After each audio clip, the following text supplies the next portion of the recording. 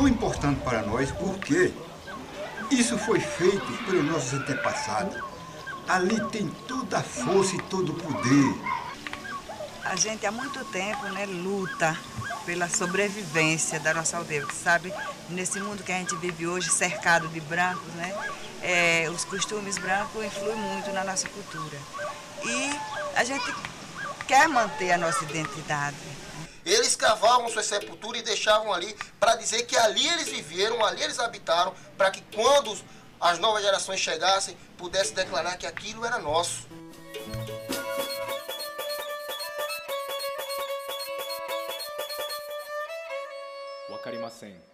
Como falar de grupos indígenas remanescentes na Bacia do São Francisco, quando as pesquisas arqueológicas e antropológicas indicam, de alguma forma, que os grupos originários desapareceram e o que nós temos é um novo processo de ocupação desse espaço? Como falar de uma relação da cultura material pré-colonial, pré-histórica, com os grupos indígenas contemporâneos? Essa é a questão que margeou a tese e é uma questão que precisa ser melhor discutida no campo das ciências humanas, particularmente da antropologia, da arqueologia, dos estudos culturais.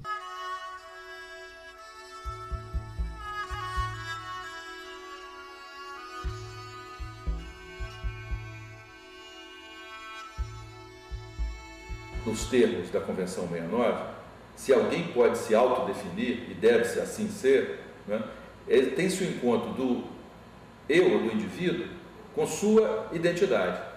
Né? E não sou eu que vou dizer que ele é suposta identidade ou falsa identidade. Nós já vimos o que os elementos de falsa consciência nos levaram. Que os classificadores de fora é que operavam com essa ideia, ao atribuir aos outros uma falsa consciência de si.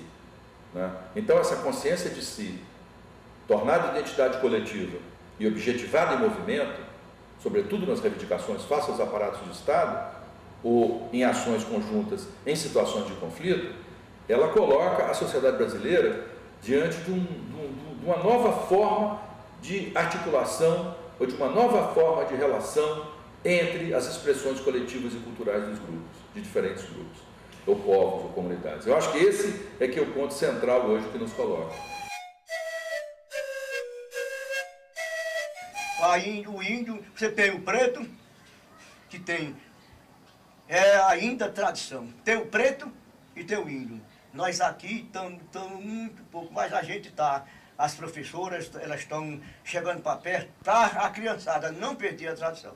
Quando nós saímos, em 1606, eu digo nós porque foi nosso antepassado, que uma ilha, que essa ilha ficava aqui, a enchente derrubou, fez buraco, fez ilha para todo canto, ali para baixo, aí ia do Vale, ia de Santo Antônio, ia de São Miguel. E quando a enchente veio, a enchente devorou a ilha, ia acabar com tudo, eles atravessaram em ajojo de bananeira, de mamboeiro, que era aquelas aves verdes que apoiavam. Atravessaram por Surubavê. 600, era muito. 600 índios foi atravessado, era índio nesse tempo, índio primitivo. Atravessado, depois eles vieram, por causa da enchente, caçando o chão, chegaram aqui e plantaram em chão. Isso aqui era uma areia. Até prova aí, ainda tem essa areia aí. Viu? Acharam isso aqui e aqui ficaram. A cerâmica foi uma das atividades que se usava tanto para uso como para vender. Os pilões eram para uso também. O pilão de pedra, a mão de pilão de pedra, era do nosso povo, entendeu? Os machados de pedra eram do nosso povo, que antes do branco, eles se utilizavam do que eles tinham conhecimento, do que eles faziam, entendeu? Isso, alguma coisa nas retiradas, como o pilão de pedra, que eram pesados e não podiam levar, eles deixavam enterrado, entendeu? Deixavam enterrado para que um ou outro chegar ali branco, não tomar conhecimento, e quem tomar conhecimento sabia que era seu povo.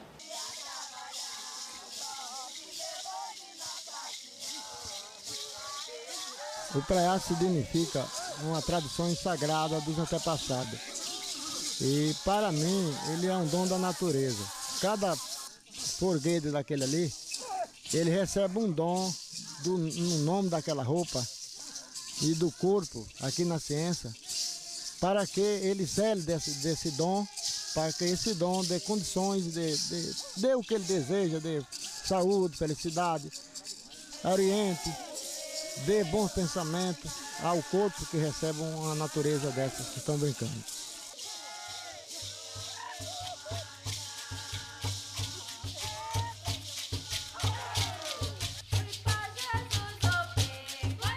Você vai perceber, olhando, dando uma olhada panorâmica no mapa, que você tem presença indígena ao longo de toda a bacia do São Francisco, né, ao longo de toda a calha do rio, embora haja concentrações bem maiores em algumas áreas, né?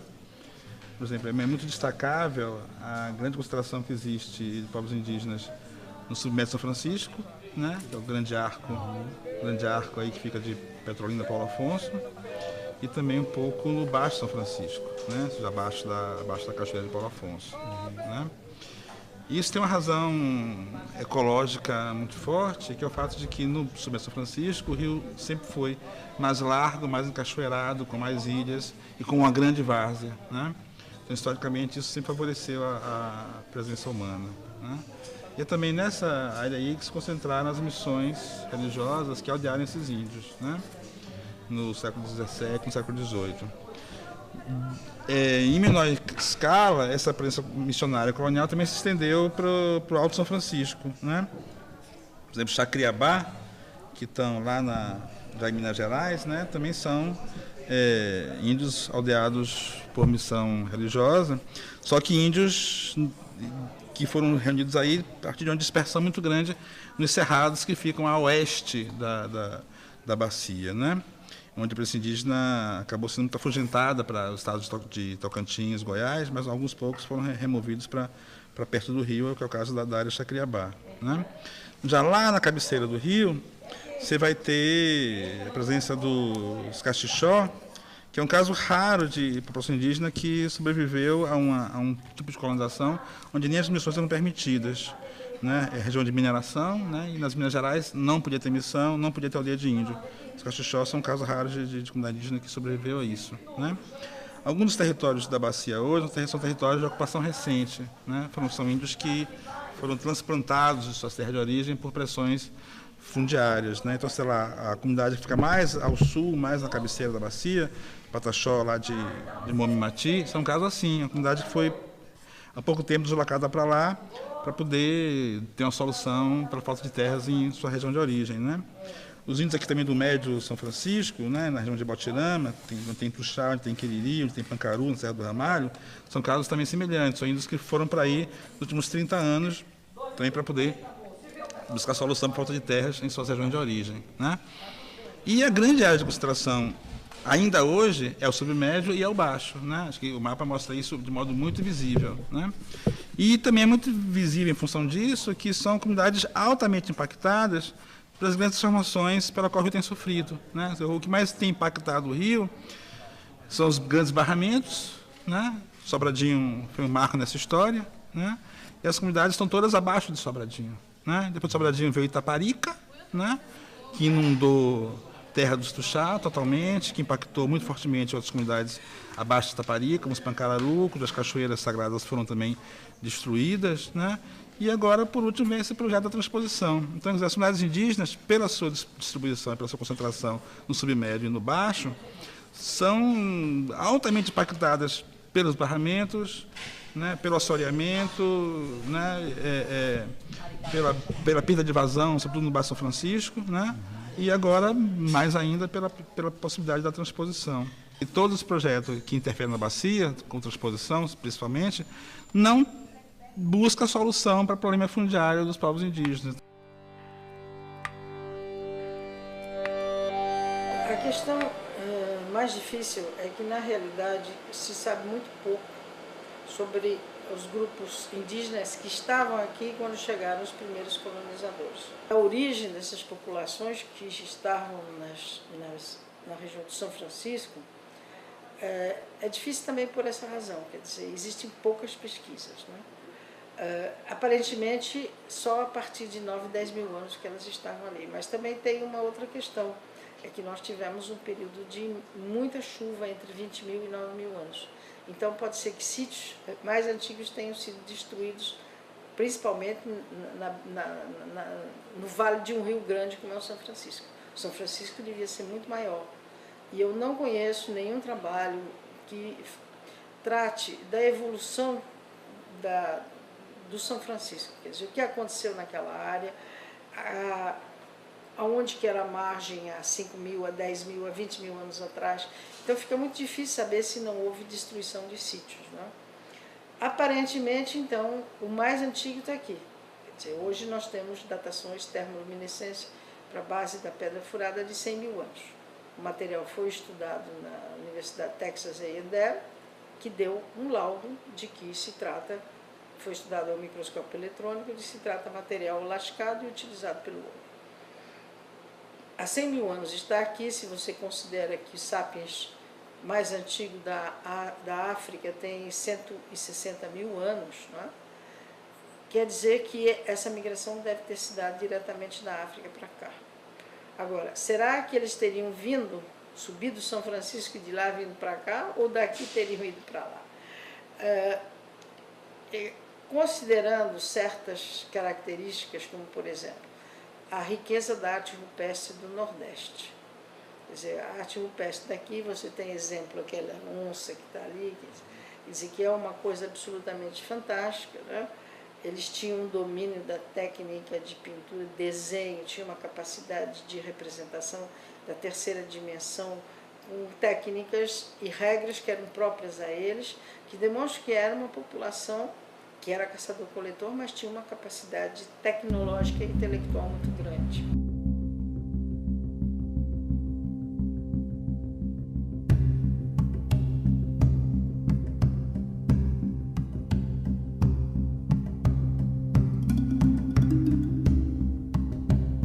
Poder dizer que a região Lagoa Santa tradicionalmente tem sido o foco de discussões sobre a antiguidade do homem, que todas as principais missões até os anos 70 que trabalhavam sobre isso na América do Sul passaram por Lagoa Santa, e atualmente quem trabalha lá, escava lá, é meu colega Walter Neves da USP. Bom, eu posso dizer o que todo mundo já sabe, ou seja, que nós temos muito bem documentados sítios entre 10, 12 até 13 mil anos atrás na América do Sul, e que tem indícios de possível ocupação anterior, que são indícios de interpretação discutida. E não vou entrar em detalhes em relação a isso, mas é óbvio que se a gente tem sítios muito bem documentados 12 mil anos atrás, isso quer dizer que o pessoal já estava instalado bem antes, porque a visibilidade dos primeiros imigrantes é praticamente nula, a densidade devia ser muito baixa e, portanto, precisou povoar o continente antes que houvesse um vestígio arqueológico facilmente encontrado. A população da Lagoa Santa, não especialmente Luzia, ela, como todo mundo, ela apresenta uma morfologia particularmente craniana, que, como já foi dito no início do século XX por um pesquisador francês, e como foi redemonstrado de maneira reforçada por Walter Neves mais recentemente, tem uma morfologia que é bastante diferente da maioria dos indígenas atuais.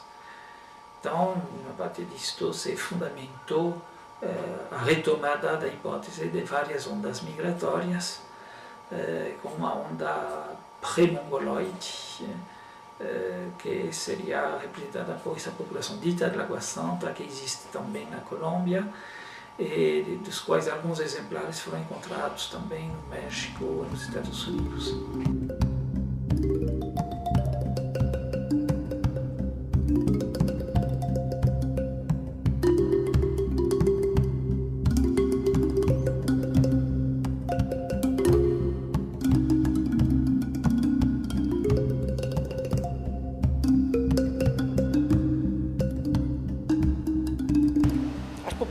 devem ter descido desde o Alto São Francisco para baixo, porque as datações mais antigas estão na parte do Alto São Francisco e não mais para a desembocadura. Apesar de que temos datações também bastante antigas em sítios mais da Foz, mais do Baixo São Francisco. De maneira que as populações já de caçadores e pescadores, que deviam ter grande mobilidade para cima e para baixo do rio, e que por isso acampavam em terraços perto da água, onde ascavam suas pedras, onde viviam e se movimentavam rapidamente. Um dos dados mais seguros que temos em quanto a essas populações mais antigas é a famosa Gruta do Padre, que além do mais é importante porque se pode dizer que seria o primeiro sítio escavado com um critério mais ou menos científico para a época, que essa Gruta do Padre, que foi por Carlos Esteban, que escavou a primeira parte, e depois por Calderón, por Valentín Calderón, o espanhol Valentín Calderón, e foi completada depois por um trabalho feito por mim. Naquele projeto Itaparica nós levantamos todo o que encontramos, fizemos prospecções intensas, marcamos sítios abertos, as grutas que encontramos. Outra delas, importante, foi o chamado Letreiro do Sobrado, onde tem muitas gravuras e onde se gravou durante muito tempo, e encontramos e conseguimos datações em torno de 6.000 anos. 6.000 anos, depois 2.000, ou seja que foi um lugar, seguramente, um lugar de culto.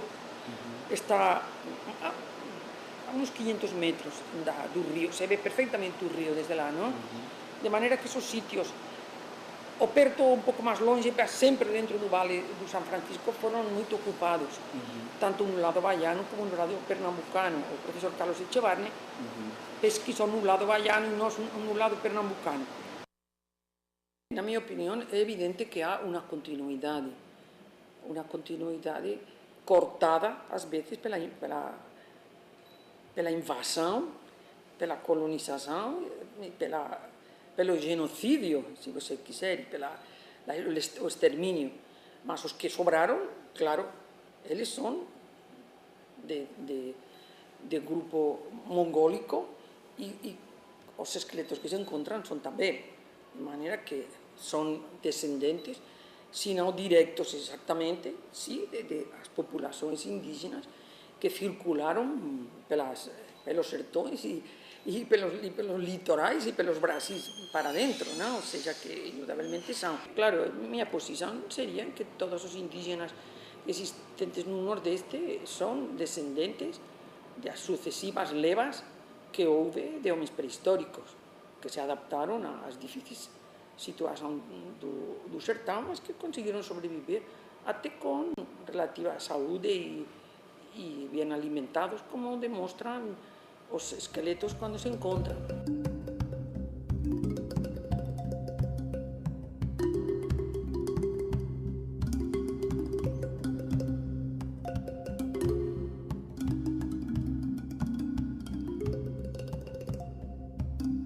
Veja, é interessante porque nós tínhamos poucas informações. Quando fomos trabalhar na região do São Francisco, já tem mais de 10 anos, né? Ou mais de 15, eu diria. Não tínhamos informações, muitas informações acerca das populações anteriores aos grupos indígenas que nós temos lá, né? Então, tudo era novo, tudo era bem-vindo, digamos, como informação. Algumas coisas pontuais tinham sido de um projeto, um programa que foi levado a cabo por Valentín Calderón dentro do âmbito do Pronapa, né? Ele fez algumas localizações de sítios, né, na área do São Francisco e estabeleceu por primeira vez o que poderíamos chamar uma indústria lítica, indústria feita em pedra, que é a chamada indústria Itaparica, em função justamente do salto da cachoeira de Itaparica. Além disso, né, não tínhamos nenhum dado mais concreto sobre essa região. Populações, a gente descobriu que temos em uma área, por exemplo, que nós fizemos onde nós fizemos o salvamento arqueológico de Itaparica, em uma área de 100 quilômetros, teríamos uma quantidade muito grande de sítios, né? Então eram sítios líticos, ou seja, grandes quantidades de material lítico lascado e material também cerâmico em áreas dunares, em áreas sobre dunas que nos parece que permaneceram intactas em função de não ter sido aproveitadas pelo homem colonizador. Então foram abandonadas pelas populações indígenas. Praticamente as datações que nós temos em 2 grupos dunares são coincidentes, 860 aproximadamente antes do presente, ou seja, século XIII, bem antes da chegada do português na região. Posteriormente não teríamos outro tipo de ocupação sobre o ambiente dunar, né?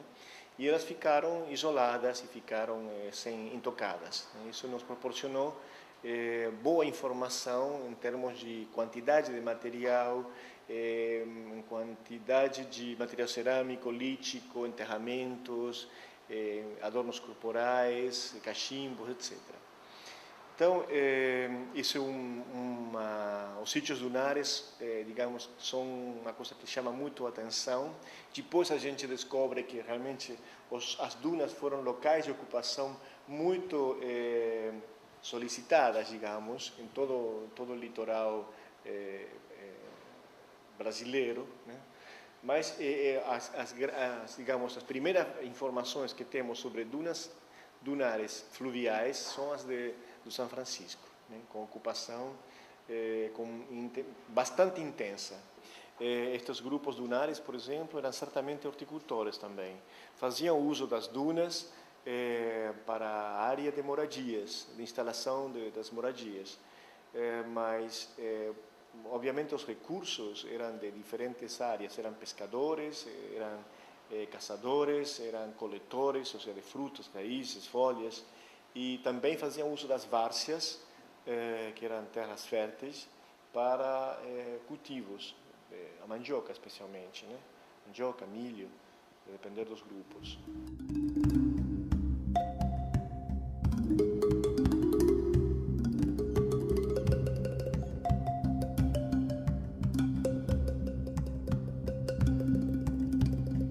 A nossa pesquisa está centralizada no Baixo São Francisco. Essa pesquisa ela parte da necessidade do isolamento arqueológico e que, diante da complexidade dos achados, permitiu que se tornasse uma arqueologia convencional, uma arqueologia mais duradoura. E a grande surpresa dessa região foi exatamente os 2 grandes cemitérios que nós encontramos nessa faixa do Rio São Francisco, que seria no futuro o reservatório da década de Xingó.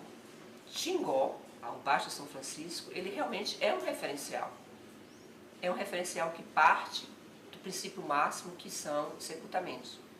Então, provavelmente todas as leituras que vão ser contextualizadas no futuro, eles terão como referencial esses 2 grandes cemitérios, para definir o perfil cultural, a cronologia, a escolha desses grupos pela ocupação desses terraços, tendo cuidado de tentar traçar paralelo aos riachos, onde se encontram as gravuras, e ao platô, onde se encontram as pinturas. Então, podemos observar que existe uma delimitação expressiva de preferência por espaços físicos para realizar as suas ritualidades, seja a ritualidade funerária, seja o ritual da moradia, o ritual da pesca, o ritual da confecção da gravura, o ritual da confecção das pinturas. Então, aqui nesse contexto, até a área pesquisada, que é aqui Piranha, município de Piranha, no estado de Alagoas, e Canidê, município do estado de Sergipe, esse é um perfil muito bem diferenciado de escolhas da área pela atividade ritual.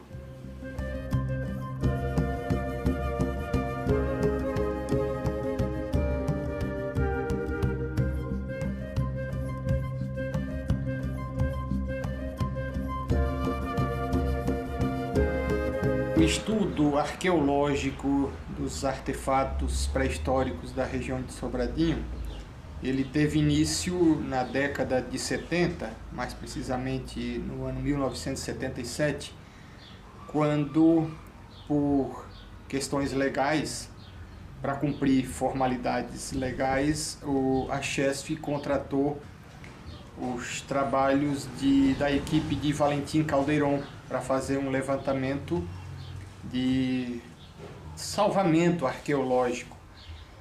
E a equipe, em 3 momentos, dentro de um período de 3 meses, a equipe levantou uma grande quantidade de material arqueológico na área de inundação da barragem de Sobradinho. Ao iniciarmos o trabalho sobre as pinturas rupestres desse sítio arqueológico mencionado pela equipe de Valentim Calderon, nós constatamos que, ao invés de um sítio, nós tínhamos, dentro de uma feição de relevo, 31 sítios arqueológicos com pintura rupestre.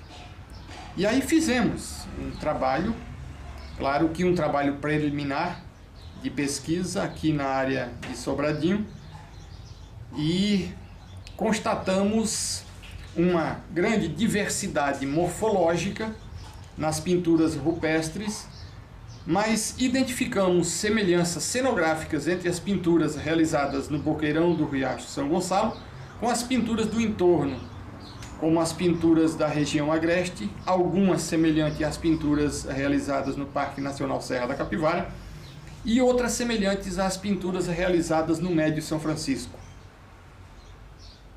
Com essas referências iniciais, nós propusemos como uma hipótese de saída na dissertação a possibilidade de Sobradinho ter sido uma área de passagem de diferentes grupos pré-históricos com diferentes graus de permanência e que esses grupos teriam realizado as pinturas de São Gonçalo da Serra. Então, Sobradinho, no final da nossa dissertação, ficou caracterizada como uma área de passagem na pré-história.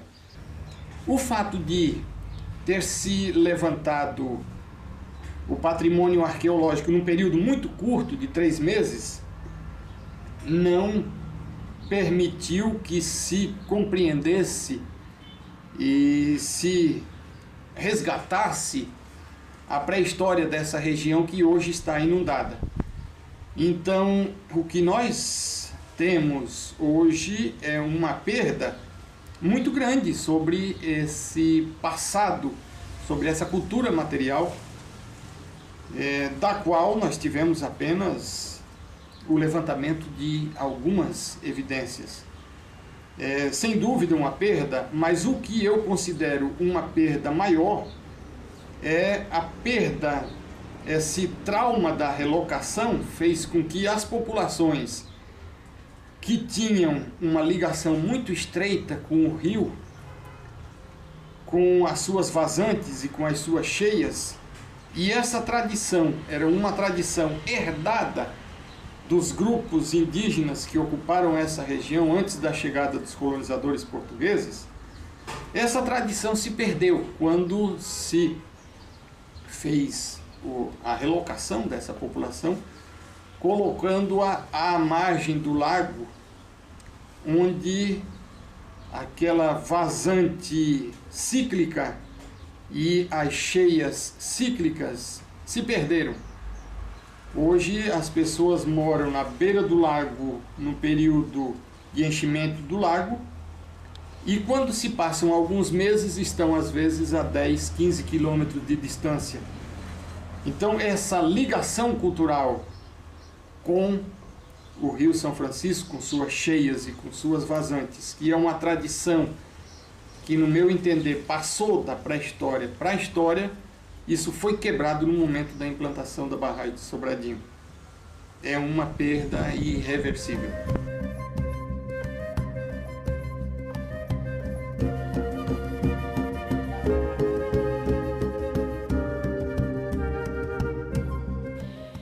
Claro, esas grandes barragens enterran, ocupan y destruyen grande quantidade de sitios arqueológicos, porque por muitos programas de salvamento que hayan, non se pode salvar todo o que há, inclusive porque cando se llama aos arqueólogos ya está encima da hora. Nós temos excavado algunos sitios, como pasou tamén en Xingó, cando a agua estaba subindo, entendeu? Cando ya teníamos pouco tempo, toda esa cantidade de gravuras que había en Petrolandia lá ao longo do río, todas estaban embaixo d'água, se perderon, nos salvamos algunhas delas, porque encontramos un señor que sabía cortar pedra, ¿no? E nos cortou unos blocos, e eu doé ao Museo do Estado e están lá. E é un caso único, en o cual gravura está nun museo, porque geralmente gravura está na pedra, ¿no? E quantas ten sido destruídas? E é moito difícil você proteger o respeitar o que você non coñece. Está claro, non? Nós temos, en materia de arte rupestre, o maior patrimônio do mundo. Isso é sem dúvida. O Rio São Francisco é o rio com a maior cascatas de barragens do Brasil. São grandes barragens, a exemplo de Três Marias, no Alto, Sobradinho, Itaparica, o Complexo Paulo Afonso, Xingó. Então, o que representou essa intervenção para a geração de energia num território de ocupação tradicional, de ocorrência de grande concentração de cultura material, de muitos cemitérios indígenas, quilombolas, de muitas pinturas e gravuras rupestres, de datações superiores a 9, 10 mil anos atrás. Então, o barramento ele é uma intervenção física num determinado território. E esse barramento é responsável pelo apagamento de uma memória que o Brasil e o mundo ainda não conhecem. É a nossa memória enquanto nação brasileira. Uma coisa positiva desse processo é de que os pesquisadores do campo da arqueologia conseguiram, mesmo em alguns casos de forma precária, em outros de forma mais sistemática, manter um pouco desse registro. O que nós encontramos hoje nos salvamentos arqueológicos é, digamos, um rascunho do que é essa memória pré-colonial do povo brasileiro, né? Mas o fato objetivo é de que a barragem faz uma intervenção e nos tira a possibilidade de compreensão dessa memória. Se não bastasse a consequência desses barramentos no apagamento dessa memória pré-colonial, o modelo de desenvolvimento em todo o território, ele se repete e hoje, no século XXI, a gente ainda vê um planejamento agressivo de construção de muitas outras barragens e tantos outros projetos que violentam os territórios tradicionais, expulsam povos tradicionais e como povos indígenas. Então, é um território ainda sob ameaça.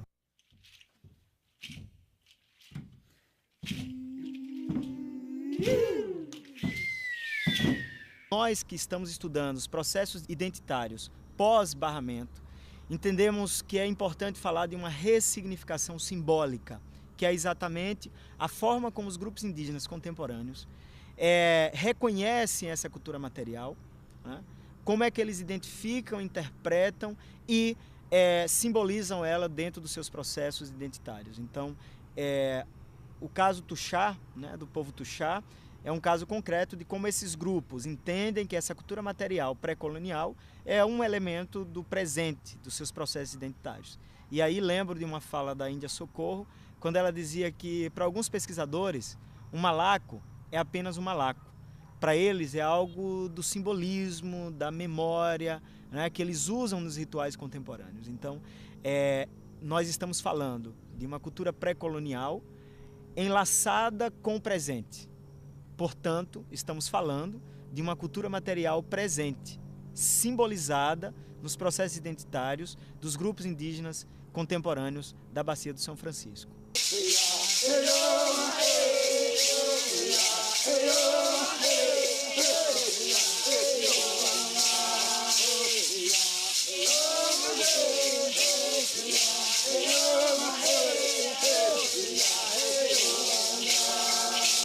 Em questão das barragens, nós que moramos no Baixo São Francisco, as comunidades, aqui, médio e alto, a gente entende que houve um problema grande com as barragens. As barragens obrigou que alguns indígenas deixassem seus territórios, deixassem suas comunidades, deixassem os seus cemitérios, né, os seus antigos, e migrassem para as periferias, né, causando favelas de indígenas, né? Que futuramente a própria FUNAI, a própria FUNASA, o próprio governo chegou a dizer: ah, vocês não são mais índios porque vocês não têm território, porque vocês são urbanizados. Então, esse é um dos problemas. E, em nome do progresso, essas barragens foram feitas, né? E, novamente, essa ameaça vem para os povos do Baixo. Barragem das Traíras, em Pão de Açúcar, Pedra Branca, né? Se fala em construção novamente da barragem, em nome do progresso. Isso está assustando as comunidades lá próximas. Em Pão de Açúcar tem o povo Chocó, os Aconã, Traipu, os Cariri em Porto Real, o Xigui em Feira Grande, enfim. As comunidades que hoje estão aflitas, estão com medo de novamente as barragens, em nome do progresso. Progresso esse que nunca veio para as comunidades, porque a versão do governo é que as barragens vai trazer energia e que vai trazer prosperidade. E nas nossas comunidades, algumas moram embaixo de torre de transmissão da própria Chesf e não tem sequer energia. Algumas casas estão localizadas embaixo das torres e não tem energia. Algumas comunidades moram na beira do rio e não tem água tratada. Então, que progresso é esse? A quem serve esse progresso? Então, o progresso para a comunidade é assustador. Não há um progresso, né? Há uma investida do governo sem querer consultar, sem querer discutir, sem querer dialogar com as bases, sem querer entender o que a comunidade acha. Então, nós que habitamos esse rio por muitos tempos, não temos vozes, né, para falar se é bom ou não para nós. O governo simplesmente veio, disse: aqui vai ser uma hidrelétrica, aqui vai ser uma barragem, em nome do progresso isso vai ser feito. Então ele retira aquela comunidade do seu território, ele constrói a força, amarra aquelas barragens e o progresso nunca veio para a gente, né? Ele nunca veio para a gente porque a gente continua sem energia, a gente continua sem água, sem saúde, sem terra, né? Sem uma educação diferenciada. Temos a educação dos povos, mas não a diferenciada. Então é um projeto que não existe. Ele nos assusta e ele nos faz medo.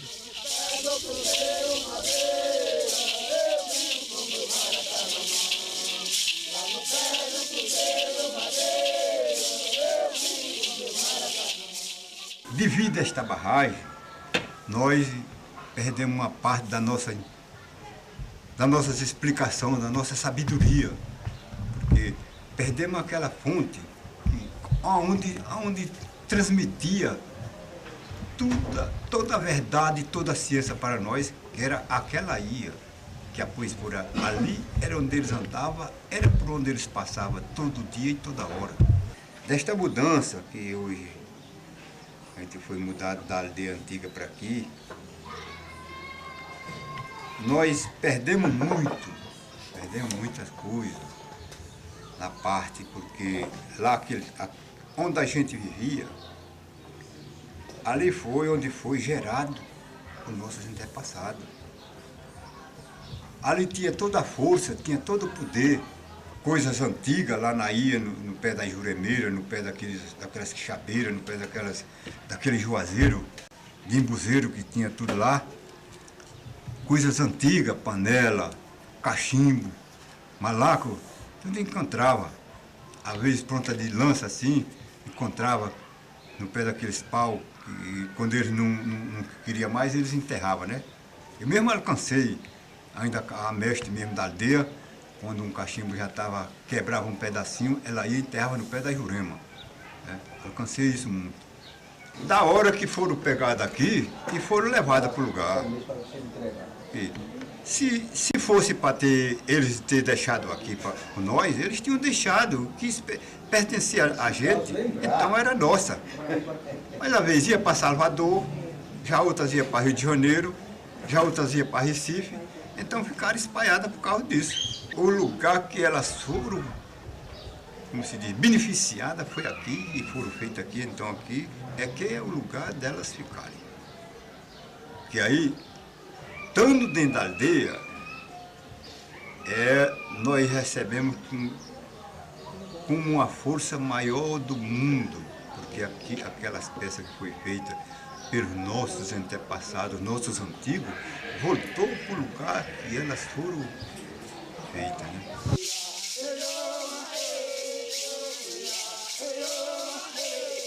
as cachoeiras não tinha só a serventia de fazer o remanso e dali ficar alguns peixes, a gente poder flechar com batinho. Mas também porque através das cachoeiras, a maioria dos mais velhos entravam numa espécie de transe nos seus rituais, que conseguia compreender o que as cachoeiras estavam a dizer e através dela tiravam e entoavam vários cantos. Hoje os cantos esses muito presentes na nossa comunidade, aonde simboliza a questão da nossa cultura, a questão das águas, o lidar das águas. Felizmente, devido não existir a existência mais das cachoeiras, esse contato que existia antes com os rios não foi mais possível. E hoje, dificilmente algum dos mais velhos consegue entoar cantos relacionados com as águas, porque onde os índios estavam mais presentes no dia a dia era com o rio. Portanto, era uma aproximação muito profunda, ao ponto de eles compreender e escutar as águas. Nós acreditávamos nisso.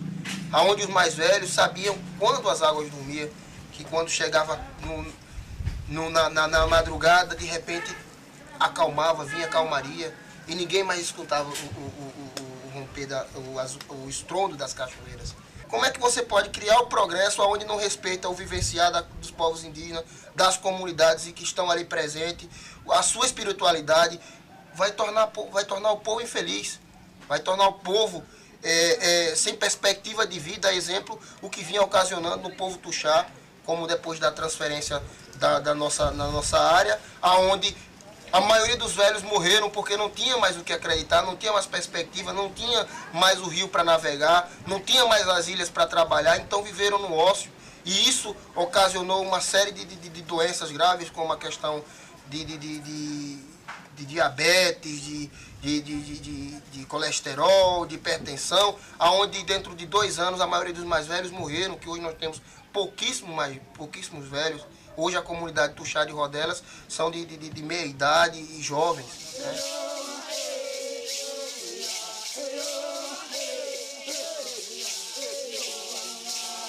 Nós não sabemos a quantidade de anos, porque isso aqui, quando meu pai, que hoje tem 73 anos, se entendeu, né, da história do nosso povo, ele já conhecia isso aqui.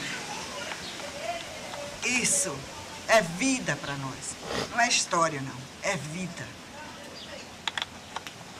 E esses são as que nos resta ainda da história do nosso povo. E é por isso que eu digo que o repatriamento é muito mais que importante. É muito mais que importante para a nossa história. Não é só importante, muito mais. Porque é a nossa história. É algo que está voltando para nós. Algo do nosso povo, algo dos nossos avós, dos nossos bisavós, que a gente não sabe a quantidade de anos. Mas isso aqui, vocês pegam, isso para vocês é um castigo. Para nós não é um castigo. Ele é um malaco, ele é a nossa história. Aqui está a nossa força, nossa ciência, tudo que nós sabemos, tudo que nós queremos, é a nossa vida.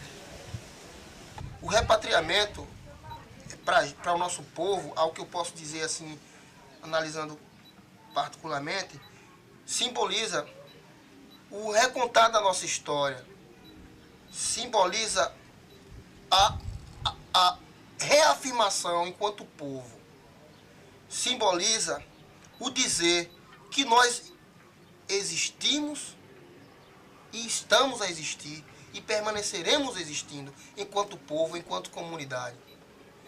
Então, vai muito mais além do que simplesmente um artefato, algo que pertenceu ao nosso antepassado, mas vem das entranhas daqueles que conseguiram colocar aquilo embaixo do chão, conseguiram fazer com que aquele material pudesse ficar até o hoje, como diz o cacique Bidu, o Pajé Armando, nosso mais velho, Antônio Vieira. Eles cavavam suas sepulturas e deixavam ali para dizer que ali eles viveram, ali eles habitaram, para que quando as novas gerações chegassem, pudessem declarar que aquilo era nosso. E quando eu ouço alguns estudiosos dizer que esses artefatos, esses sítios arqueológicos que foram encontrados e que estão na mão de um e de outros, lógico, espero que bem cuidado, não pertence aos índios rodeleiros, me chega a doer. Porque eu, com a idade de 29 anos, acompanhando o meu povo, Desde pequeno nós compreendemos que nós somos descendentes diretos dos índios rudeleiros. Nós viemos da nação dos índios do Rudela. E sempre soubemos que o nosso primeiro local foi o Surubabel, ou como chamava a ilha de Surubabé. Por sermos originários do lugar, isso hoje nos pertence. E se nos pertence, nós queremos conosco e queremos brigar para que nós consigamos criar um museu dentro da nossa aldeia, para que os nossos filhos, nossos netos conheçam a nossa história e que para toda a sociedade envolvente e regional, a nível de Brasil, possa saber que aquilo é um patrimônio dos índios Tuxá, descendentes dos índios rudeleiros, mas não patrimônio só de nós enquanto povo, mas um patrimônio da nação. A diretoria da UNEB. Atenção. Rodelas, 28 de agosto de 2004. Senhor diretor, nós, lideranças e representantes do povo Tuxá Rodelas,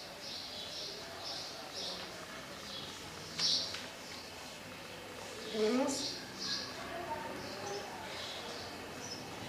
através desta, solicitar a essa instituição de ensino, UNEB,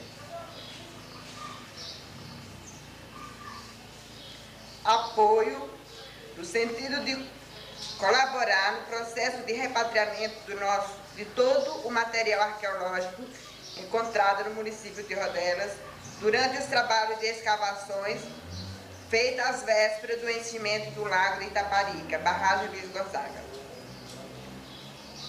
Este material pertence à tribo Tuxá, nação Procá, e vem fortalecer a estabilidade, dignidade e autoafirmação do nosso povo. Para isso, solicitamos a vida de uma equipe à nossa aldeia para uma reunião, onde discutiremos encaminhamentos necessários para a realização desta reivindicação.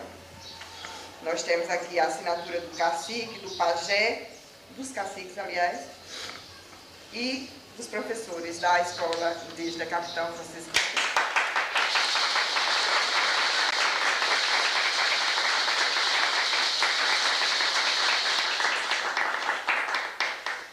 Essas lágrimas